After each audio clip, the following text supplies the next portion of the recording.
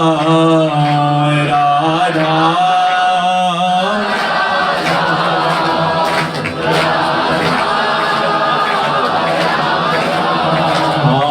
राधा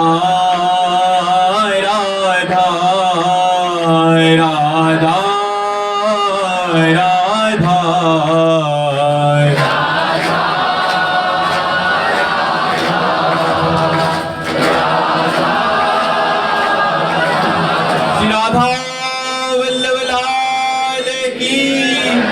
संत हरि भक्तन की, वृंदावन धाम की, सकुदेव भगवान की। संदीप जी कटनी से। श्री हरिवंश। राधे राधे महाराज जी। गुरुदेव भगवान, क्या सभी सिद्ध संतों में समान जगत कल्याण की शक्ति होती है या भगवान जिन्हें चुनते हैं उन्हीं से ज्यादा जीवों का कल्याण होता है? हाँ, भगवान जिन्हें चुनते हैं उनके द्वारा परम कल्याण होता है। जैसे 0 वाट की एक अपनी प्रकाश शक्ति है, हाइलोजन की एक अपनी प्रकाश शक्ति है, लेकिन अलग अलग यंत्रों के द्वारा वही बिजली प्रकाशित होती है, पर उतना ही प्रकाश होता है जितना तप, साधना, भजन किया जाता है, या फिर भगवान जिनको चुन लेते हैं और उन पर कृपा कर देते हैं तो उनके द्वारा शास्त्रों जीवों का परम मंगल होता है। वैसे सब संत प्रकाशवान हैं, सब संत जगत मंगल के स्वरूप हैं, पर उनमें से भगवान किसको चुनते हैं जगत मंगल के लिए विशेष, ये भगवान की प्रधानता होती है।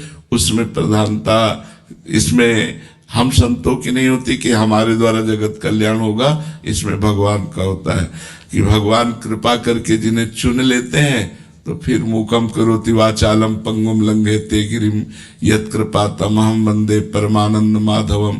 फिर भगवान की कृपा से भले मूक हो वो वाचाल हो जाएगा, वो भले सामर्थ्यहीन हो उसमें अपार सामर्थ्य जागृत हो जाएगी।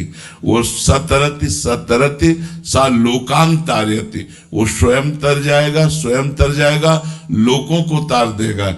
भगवान की कृपा ही ये सामर्थ्य प्रकट करती है संतों में कि वो जगत मंगल करती है। सब संत भगवान के प्राण प्रिय हैं, सब संतों के द्वारा जगत मंगल होता है, पर जिन पर भगवान की कृपा होती है उनके द्वारा विशेष जगत मंगल होता है, विशेष उनकी वाणी का प्रभाव पड़ता है, जिन पर भगवान की विशेष कृपा अवतरित होती है। अब वो कृपा विशेष कब किस पर कैसे हो जाए इसका कोई विधान नहीं होता। हो सकता है कि जो बहुत अधम है उस पर ऐसी कृपा हो जाए कि उसके द्वारा जगत मंगल होने लगे, ऐसा भी हो सकता है। जो बहुत नीच है, जो अपना कल्याण नहीं कर सकता, लेकिन भगवत कृपा अवतरी तो आचार्य कोटि का वो होकर के जगत मंगल करने की सामर्थ्य रख लेता है। ये भगवान की विशेष कृपा की सामर्थ्य है, इसमें किसी को नहीं कहा जा सकता ये कब कैसे और क्यों, कब कैसे और क्यों कहां उतरती है भगवान की कृपा, ये नहीं कहा जा सकता। किसका प्रश्न था, आप समझ रहे ना जी? योगेश उपाध्याय जी सीहोर से। राधे राधे। राधे राधे महाराज जी। महाराज जी, प्रभु कृपा से आपके सत्संग को यूट्यूब के माध्यम से सुनने का सौभाग्य प्राप्त हुआ। महाराज जी, मेरा प्रश्न है कि मन निर्विकार होना ही भगवत प्राप्ति है या निर्विकार मन से भी फिर भगवत प्राप्ति की जाती? हाँ, निर्विकार मन से ही भगवत प्राप्ति होती है, निर्विकार हो जाना ही भगवत प्राप्ति नहीं है।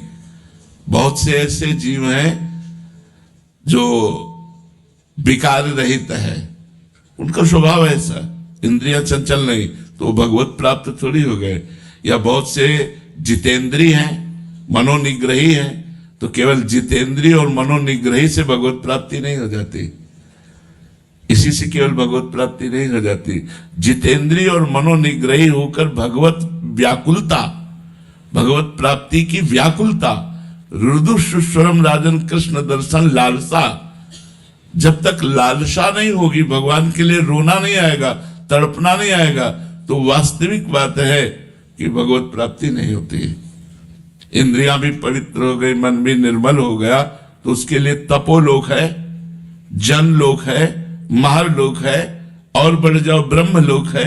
लेकिन ब्रह्मानुभूति या भगवत प्रेम ये तो भगवत प्राप्ति की प्रबल लालसा से होता है। इसीलिए संतों की महिमा गाई गई है कि जो बड़ी बड़ी साधनाओं से बात नहीं बनती, हम संतों के संग से उस भगवत प्राप्ति की लालसा को अपने हृदय में जागृत कर लेते हैं। थोड़े दिनों के सत्संग में हम कुमार्गगामी प्रवृत्तियों का त्याग करके और एक हृदय में एक आग लगती है कि हम भी भजन करें, हम भी अच्छे बने, हम भी भगवत प्राप्ति करें। इसीलिए तात स्वर्ग पवर्ग सुख धरी तुलाए कंग तूल न ताय सकल मिली जो सुख लव सत्संग। जहां मानुषिक भोगों की बात क्या, स्वर्ग के भोगों की बात क्या, मोक्ष सुख की भी तुलना नहीं की गई सत्संग से। वो क्यों? क्योंकि सत्संग से भगवत प्राप्ति की प्रबल लालसा जागृत हो जाती है, सत्संग से भगवत प्रेम का अनुभव होने लगता है। इसलिए साधु समागम से बढ़ करके कोई लाभ नहीं कहा गया। और जिसे साधु समागम लाभ मिल गया, वो चाहे जितना अपवित्र मन बुद्धि वाला हो, एक दिन वो भगवत प्रेम की प्राप्ति की लालसा से युक्त हो जाएगा। भगवत प्रेम प्राप्ति की लालसा सबसे दुर्लभ बात है, सबसे दुर्लभ बात है भगवत प्रेम प्राप्ति की लालसा। जी गौरव श्री राधा वल्लभ श्री हरिवंश। गुरुदेव भगवान काम क्रोध लोभ मद मत्सर में सबसे पहले किस कामना की शमन करने की बात करते? भगवान श्री कृष्णचंद्र जी ने कहा है कि जो ज्ञानियों का भी परम शत्रु है, ये काम है। क्योंकि क्रोध की उत्पत्ति काम से ही होती है।